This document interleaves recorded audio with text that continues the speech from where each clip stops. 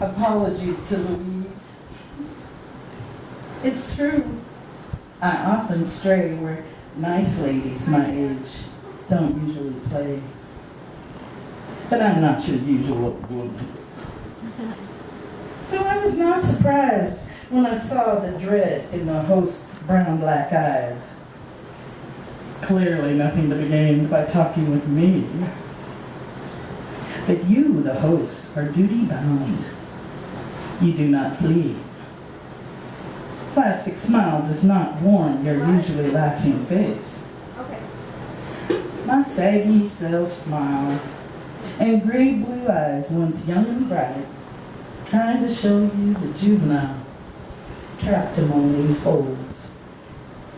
But you cannot see me. Announcing my name, you look puzzled. And when I finished sharing my dark self on that stage, you got up and thanked me by saying, "Give it up for Louise!" My name is not fucking Louise. And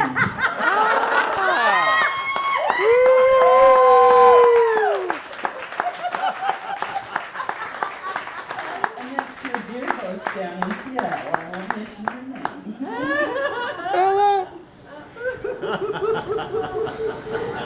Do you mind seeing my breast? The strange pitch of your voice sounded like pride. Nail-bitten fingers opened your silky blouse. You still talking, but all I hear is that odd high voice, not your words. The long, crooked, angry, puckered gash marred your ivory-colored skin. What was once beautiful taken away brutally to save your life. I heard a buzzing noise, and I noticed a blue fly circling about the room, as if something were decaying. You were watching my face intently for the glimmer of revulsion I tried so desperately to suppress.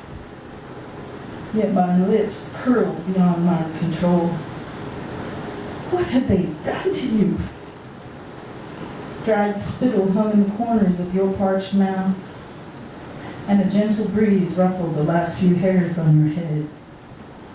The murmuring and moaning of the oncology ward grew louder. I could not stop stinging tears from dripping off my face, and that is called restless. Woo!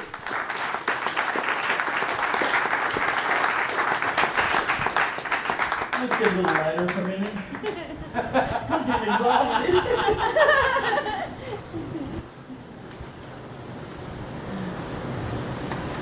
Their meeting, it was sudden. Their parting, it was sad. She gave her own sweet life, the only life she had.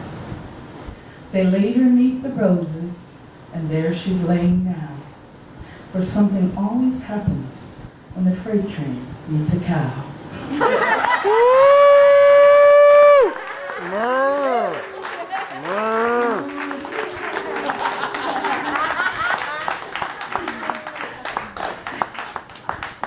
Sweet-faced, simple dimpled child, dancing along on an ordinary day, wearing her princess crown that matched her torn princess gown. She is always on parade. Shining face uplifted to warm sunshine, she kisses the yellow sunflowers. But buds bloom too soon on a vessel that contains a mind that will never fully ripen, even as her body does.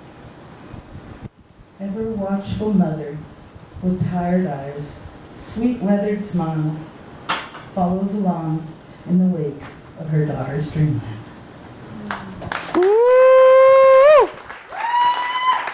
That was called Gifts.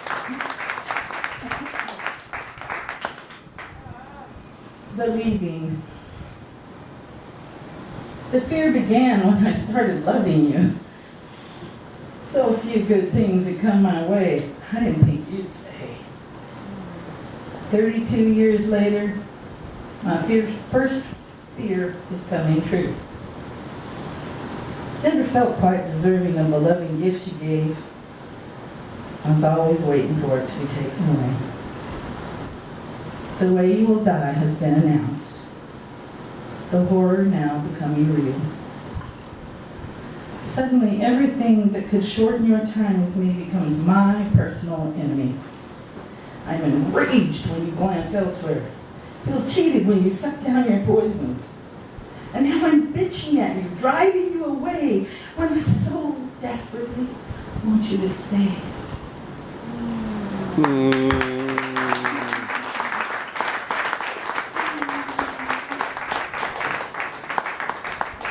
The dance. Music stirs my heart, warms my limbs, twitches my feet, and swivels my hips. In my mind, I leap about in graceful pirouettes, a dancer for all days. In dreams, you spin me about, my long hair flying, feet hardly touch the ground. Your strength keeping me nearly aloft. The reality is the gravity that drags at me. Stiff old bones and thick clay feet shackle my passion. And yet we stumble over our age, laughing.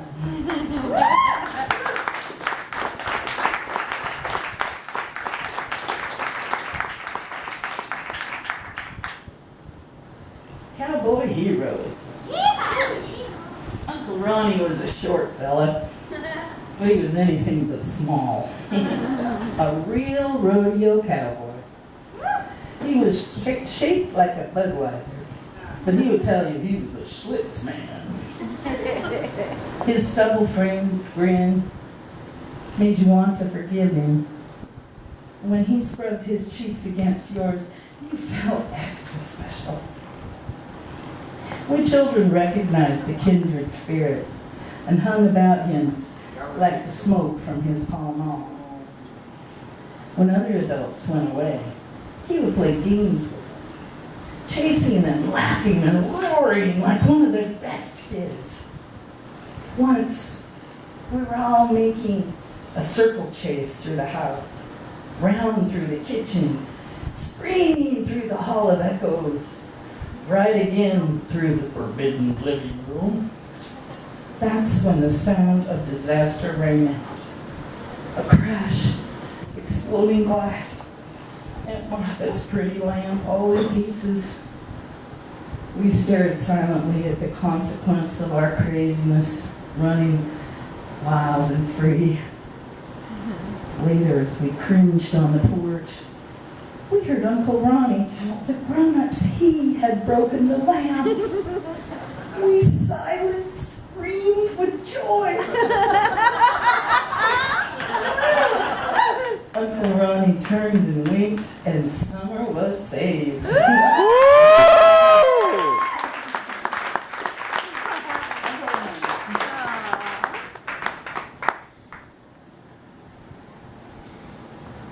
Songbird. The gaunt face and the hunted eyes of the end peek around the corner each time you exit our door.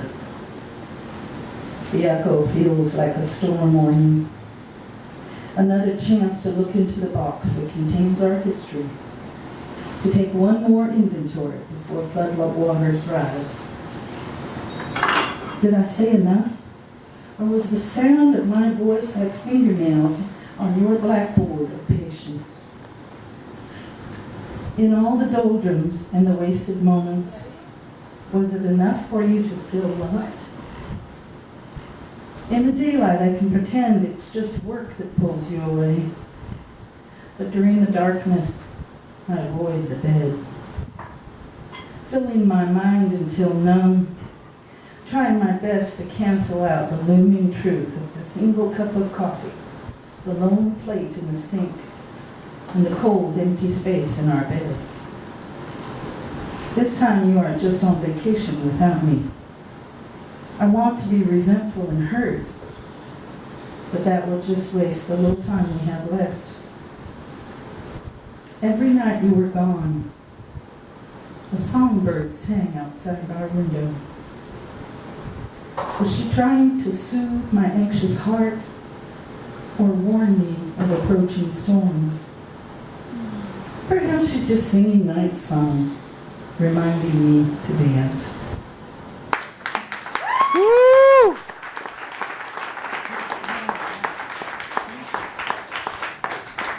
It's sure hot up here. And this is called suntan. Pretty steamy down here, Lauri. Woo! I'm spreading it. I am a furnace. I wrote this when I was 18 years old. 94 degrees and the lycra goes on. Beach towel spread on the lush green lawn. Coconut and vanilla scent the heavy air. Sweat crawls slowly through my thick hair. Blazing sun so erotic sets my blood to boil. All my little hollows filled with warm oil. Trembling fingers find the throbbing parts. Endorphins flood through me. Another Sunday in the park.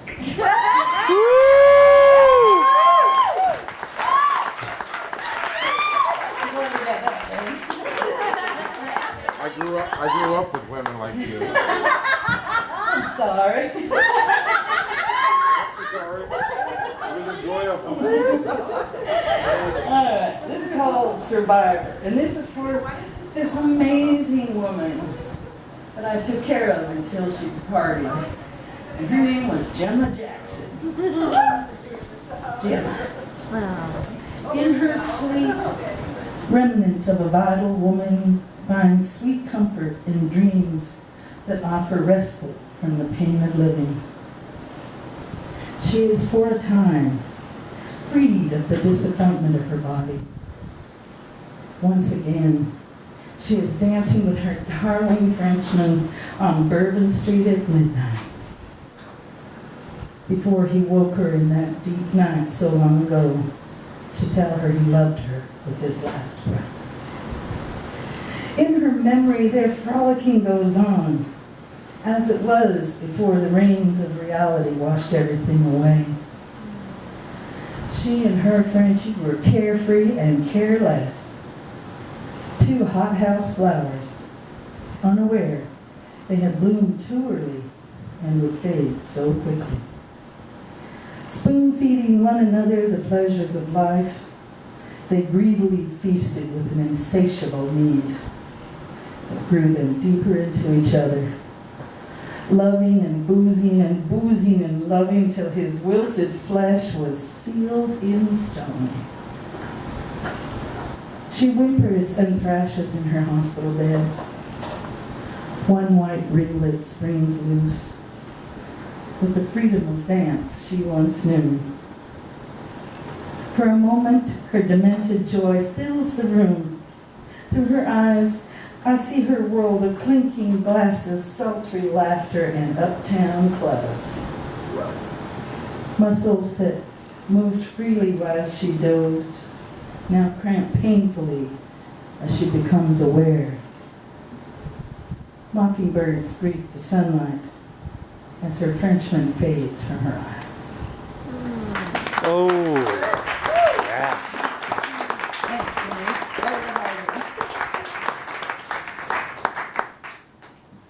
It's called Do No Harm. Waiting behind the door, I watch you scan the room for a safe place to sit. The signal that you are ready is finally lit. I come for you, calling out your name. 30 pairs of eyes shift towards me, expectantly, fearfully. A child cries out in fear. You finally rise, hobble towards me. I offer a comforting smile and beckon you to follow. The halls are full of human sounds, murmuring encouragement, and feeling your dread, I guide you to your room. Finally alone, I can begin the interview. After the difficult questions, the touching will begin. There may be some pain involved. I pat your hand gingerly and tell you the doctor will be with you soon.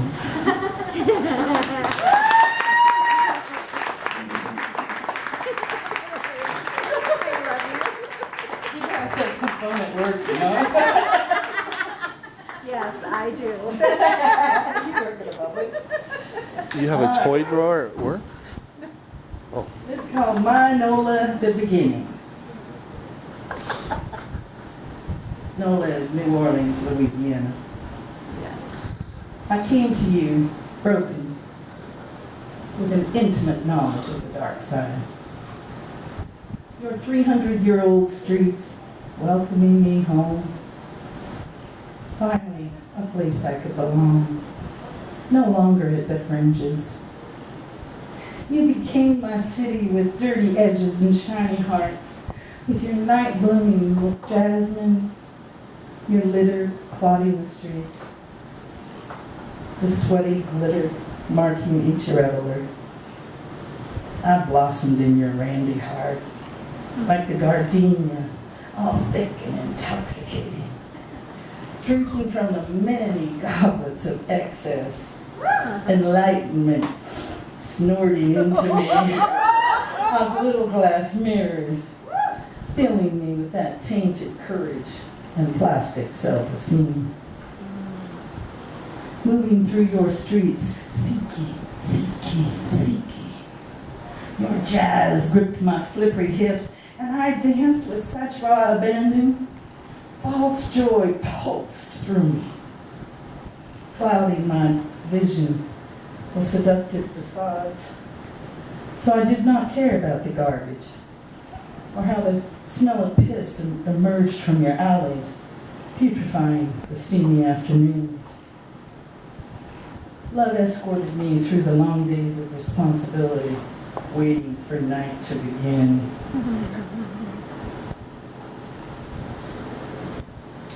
In the bright light of the cruel sun,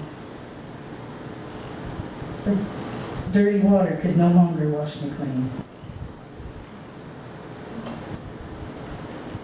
Now I was lost without a mask.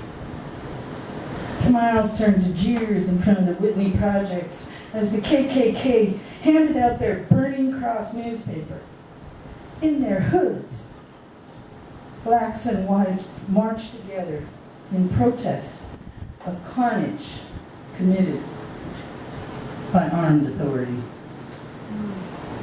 All around me, hatred dripped off sweaty faces. Betrayal peeked through shuttered windows. Cool, dark water of that mighty river tempted me with the final swirling sanctuary. More than once I found myself perched on that bridge so high, dreaming I might fly. Woo!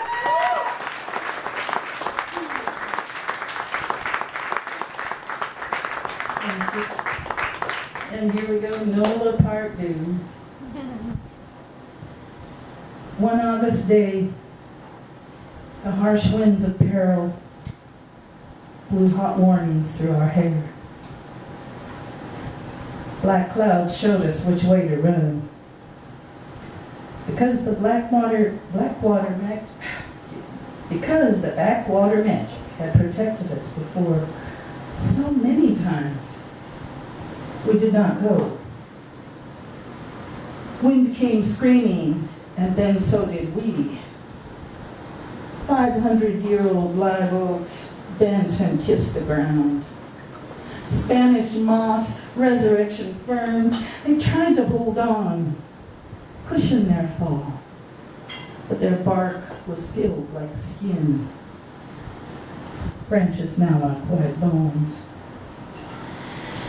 Godlike beings stood naked.